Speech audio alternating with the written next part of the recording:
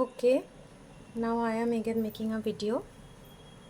প্রথমেই আজকে একটা জিনিস ক্লিয়ার করি, সেটা হচ্ছে যে আমি যে ভিডিও করছি এটার রিজন কিন্তু কাউকে পার্সোনালি হার্ট করা নয়।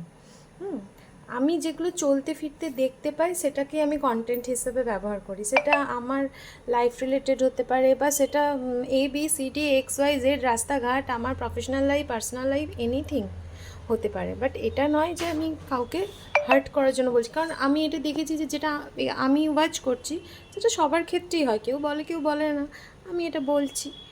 সো ওইটা ক্লিয়ার করলাম। এবার আজকের কন্টেন্ট যেটা আমার মানে আমি ওয়াচ করেছি সেটা হচ্ছে, আমাদের প্রত্যেকের বাড়িতে একটা সোফা বা একটা চেয়ার থাকে, যেখানে আমরা শুকনো জামা কাপড় জড়ো করি, বা কখনো মানে বাইরে থেকে ঢুকলাম, হাতে কিছু নিয়ে ঢুকলাম, তো ওই চেয়ারটা বা সোফাটাই জড়ো করে রাখি।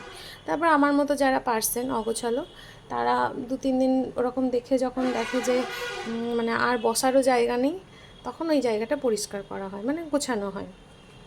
এরকমই কিছু পার্সনও আমাদের লাইফে থাকে, ঠিক আছে, যাদের এরকম বাড়িতে একটা পার্টিকুলার সিট থাকে। সিট মিন্স একটা সোফা বা একটা চেয়ার থাকে পার্টিকুলার, সেই চেয়ারটাতে বসার এবং বসে বক্তব্য পেশ করারও একটা পার্টিকুলার টাইম থাকে, অ্যান্ড সেই বক্তব্য শোনার বা কাউকে জানানোর সেই পার্সনটাও পার্টিকুলার থাকে। আমি এটা ওয়াচ করেছি। তো আমার বেশ মজা লাগে মাঝে মাঝে।